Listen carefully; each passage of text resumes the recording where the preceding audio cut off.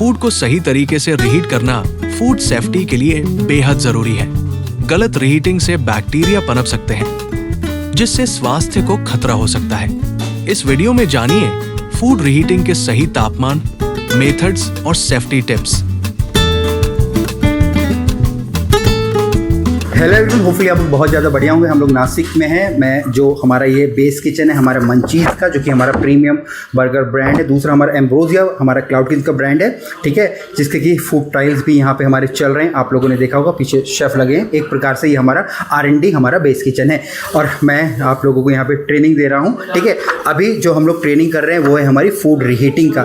Food reheating का मतलब है खाने को किस प्रकार से हम लोगों को गर्म करना है। अब खाने को गर्म करने के लिए हमारे पास 3 प्रकार के इक्विपमेंट होते हैं। पहला हमारा ओवन होता है, फिर हमारा माइक्रोवेव होता है, तीसरा हमारा क्या होता है, हमारा स्टोर्स होता है। यहाँ पे ये जो पोस्टर है मेरा, मैं ट्रेनिंग्स आप लोगों को अभी यहाँ पे दे रहा हूँ। बाकी बाद में इस पोस्टर को हम लोग प्रॉपर्ली लैमिनेट करके अपने किचन में हम लोग प्लेस कर देंगे, ताकि जितना भी स्टाफ है इसको देख के अगर उनको कोई कंफ्यूजन होगा तो उसकी क्लैरिटी हमारी आ जाएगी।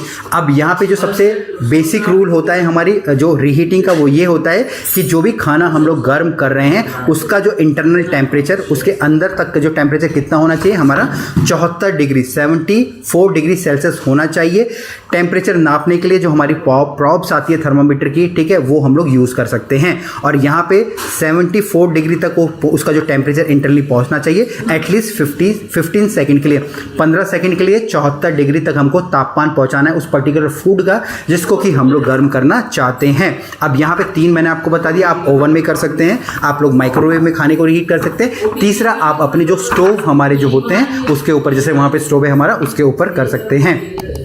अब यहाँ पे मैं आपको लगभग 7 रूल बताने वाला हूँ जो कि फूड की रीहीटिंग से हमारे होते हैं। सबसे पहला है reheat food immediately after moving them from the refrigerator, ठीक है। अगर आपने खाना कोई फ्रिज से बाहर निकाला है, ठीक है, तो आपको उसको इमीडिएटली उसको रीहीट कर देना। ऐसा नहीं कि आपने खाना निकाला, बाहर आधे घंटे के लिए छोड़ा और उसके बाद आप लोग गर्म कर रहे हो, ये बिल्कुल गलत है। अगर आपने फ्रिज से कोई खाना निकाला है तो उसको इमीडिएटली ही आप लोगों को क्या रीहीटिंग करने के लिए रख देना है। दूसरा यहाँ पे क्या, reheat food to the correct internal temperature. अब जब आप खाना रीहीट कर रहे हैं, चाहे वो चिकन है, वेज है, फिश है, नॉन वेज है, पनीर है, किसी भी खाने को अगर आप गर्म कर रहे हैं तो उसको आपको इंटरनल टेम्परेचर 74 डिग्री तक ले जाना है और उसको 15 सेकंड तक आपको वहाँ पे छोड़ना है, ठीक है। 74 डिग्री को 15 सेकंड तक आप लोगों को रखना है किसके खाने को, ठीक है। ये एक करेक्ट टेम्परेचर है। अगर इससे कम है तो अच्छा नहीं है, ज़्यादा अगर हो जाता है तो कोई प्रॉब्लम नहीं है। तीसरा यहाँ पे जो रूल है वो है use a calibrated food thermometer to measure the correct and the current temperature.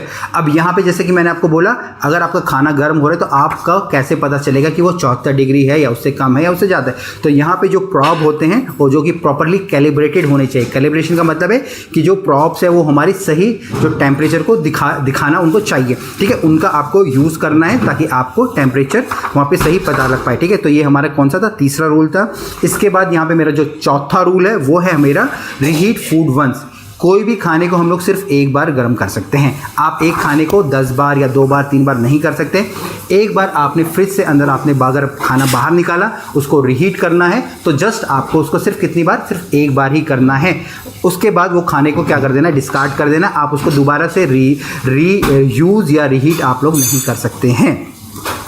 इसके बाद यहाँ पे जो 5वां रूल है हमारे जो फूड की रीहीटिंग का, वो है serve the reheated food immediately, ठीक है। अगर खाना आपने रीहीट करा है, गर्म करा है, उसका इंटरनल टेम्परेचर 74 डिग्री आ गया है 15 सेकंड के लिए, तो आपको उसको इमीडिएटली सर्व कर देना है अपने गेस्ट को, अपने फैमिली मेम्बर को, जिसको भी आपको सर्व करना है। बट यहाँ पे आपको उसको स्टोर नहीं करना है, ठीक है। ये नहीं कि आप उसको हॉट होल्डिंग में डाल दें अगले 2 घंटे के लिए, 4 घंटे के लिए, ठीक है। वरना फिर से क्या होगा, जो भी इसको खाएगा उसके अंदर जर्म बैक्टीरिया आ जाएंगे और वो जो बंदा है वो बीमार पड़ जाएगा।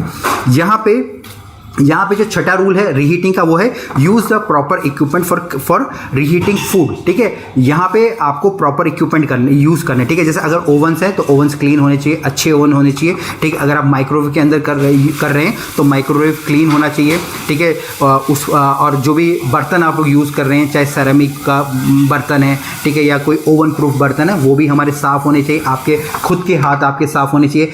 खाने को गर्म करने के बाद जिस बर्तन में आप लोग सर्व कर रहे हैं, जो भी कटलरी क्रॉकरी आप ले रहे हैं, ठीक है, वो भी हमारी क्या होनी चाहिए, क्लीन हमारी होनी चाहिए। तो जितने भी इक्विपमेंट आप लोग यूज़ कर रहे हैं, आप लोग टोंग यूज़ कर रहे हैं, आप लोग नाइफ यूज़ कर रहे हैं, आप लोग स्पून से यूज़ कर रहे हैं, वो सारे के सारे जो प्रॉपर्ली हमारे जो इक्विपमेंट्स हमारे क्लीन होने चाहिए, ठीक है। और इसके बाद 7वां जो रूल है, जो कि सबसे ज़्यादा इंपॉर्टेंट रूल है, वो है do not overload reheating equipment. आपको ऐसा नहीं करना है कि रीहीट करने के लिए आपको भर भर के रीहीट करना है, ठीक है। फॉर एग्जाम्पल के लिए अगर माइक्रोवेव में करें, आपको मालूम है कि आपका जो बर्तन है, ठीक है, वो कितना बड़ा है। ऐसा नहीं कि आपको रीहीट करना है और आप उस पर दुनिया भर का सामान एक साथ रीहीट कर रहे हैं, ठीक है। आप अगर आप बर्नर पे कर रहे हैं, आपका जो पतीला है या सॉस पैन है, आपने उसको फुल कर दिया, तब जाके आप उसको रीहीट करें। तो जितनी भी मिनिमम क्वांटिटी है या जितनी क्वांटिटी रिक्वायर्ड है, सिर्फ उतना ही आपको रीहीट करना है। कहने का मतलब है कि आपको ओवरलोड नहीं कर देना है आपने इक्विपमेंट को, चाहे वो आप बर्नर में कर रहे हो, चाहे वो माइक्रोवेव में कर रहे हो, या फिर आपके ओवन में कर रहे हो। तो ये रूल थे किसके, हमारे किसके, फूड की रीहीटिंग के, जो कि आपको यूज़ करने हैं डे टू डे एक्टिविटीज़ है अपने किचन के अंदर, ताकि आपका भी फूड प्रॉपर्ली रीहीट होगा और किसी भी प्रकार की समस्या वहाँ पे नहीं आएंगी। बाकी वीडियो में आप लोग नीचे कमेंट करके बताइएगा कि और किन टॉपिक्स पे आपको वीडियो चाहिए या कुछ क्वेश्चंस हो, तब भी आप पूछ सकते हैं। फिर मिलेंगे एक नए वीडियो में, तब तक के लिए जय हिंद।